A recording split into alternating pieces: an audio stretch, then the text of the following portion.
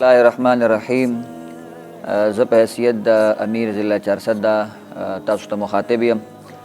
سباله په 8 فروری باندې انتخابي عمل دی، نو د ټولو پښتنو د حضور علیه السلام د غلامانو خدمت کې عرض دی چې تاسو د خپل ووټ به طور امانت داسې چاله ورکړئ چې هغې همیشه دپاره د ملک پاکستان دپاره څه کړي دي، یا د اسلام دپاره څه کړي دي، یا د غریب عوام دپاره څه کړي دي. هسې نه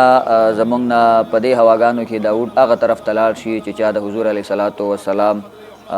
عاشقانو ته پانسۍ ورکړي دي، چا د حضور علیه السلام په ختم نبوت باندې ډاکې غورځولي دي، چا د حضور علیه السلام هغه عاشقان او غلامان چې هغې د حضور د ناموس او د حضور د ختم نبوت د حفاظت دپاره راوتلي وو هغې یې شهیدان کړي دي، او یا چا د عوامو نه روټي کپړه مکان چې کم دی هغه اغوستلي دي او هغې یې خوار کړي دي، او یا چا په دې لنډو ورځو کې که تاسو نظر واچوئ زمونږ سپینګیري پلاران، زمونږ میندې او خویندې هغې د یو تروړې دپاره چې کم دی په قطارونو کې ذلیله کړي دي. او هسې نه چې ستاسو ووټ هغه چاله لاړ شي چې چا قادیانانو ته خپل وروڼه ویلي دي او په ملک پاکستان کې همیشه دپاره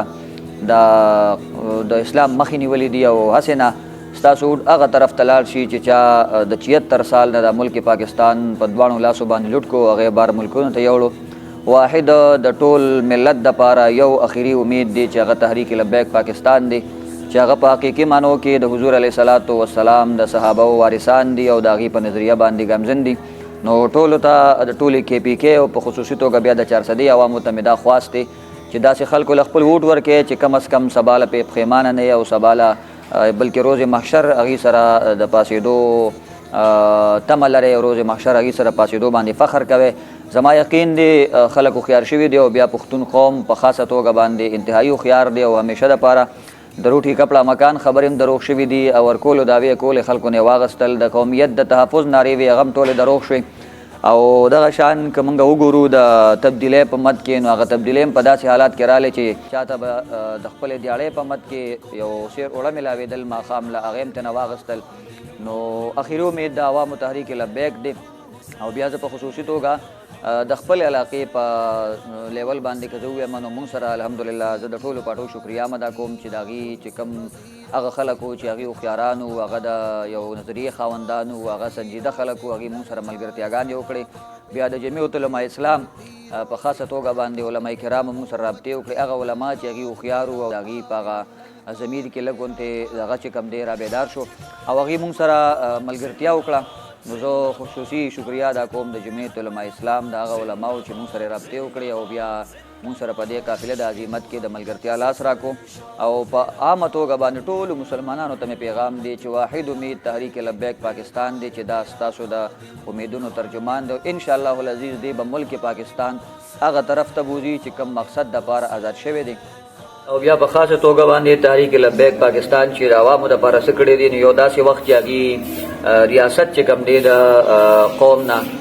خپله روټۍ هم چې کوم دی هغه چین کر واغستله، او بل طرف ته تحریک لبیک پاکستان بغیر د ریاستي عهدې نه او بغیر د ریاستي سپورټ نه د کراچۍ نه روان شو تر اسلام آباده پورې پیاده مارچ کو. حکومت یې وکړی دا پیغام ورکو چې تاسو په دې عوامو باندې چې هسې هم ستاسو څپېړو د مخکې نه وښلي دي، نو په دې باندې د ارزانۍ په مد کې دې ریلیف ورکړي. او بیا که تحریک لبیک تاسو وګورئ د کرونا په حالت کې چې هغې تاسو سره څه کړي دي، نو هغه هم د چا نه پټ نه دي. او بیا د سیلاب په وخت کې د پنجاب نه والا د سوات سره یا د 400 په حدودو کې چې کوم سیلابونه راغلي، نو د الله لاک لاک شکر دی تحریک لبیک په داسې انداز باندې د قوم او د ملک خدمت کړی دی چې هغه زه هغه به اغیار هم یاد ساتي. او تاسو له چې کوم دی خوراکي توکي درکړي دي، تاسو له سامان درکړي دي، تاسو ته اسباب درکړي دي، تاسو ته چې کوم دی هغه اشیا درکړي دي چې هغه تاسو نه هغه سیلاب وړي وو د کور د تباهۍ په صورت کې. او تاسو له اوس هم چې کوم دی په پښتونخوا کې تحریک لبیک پاکستان په مختلفو ځایونو کې د 1000 کورونو پراجیکټ لري، په هغې باندې اوس هم چې کوم دی کار شروع دی. نو زه نه منم چې دا به چا کړي وي او یا به څوک وکړي، خو دا کار د هغه چا دی چې هغې په حقیقي معنو کې د دې ملک خیرخواهان دي. او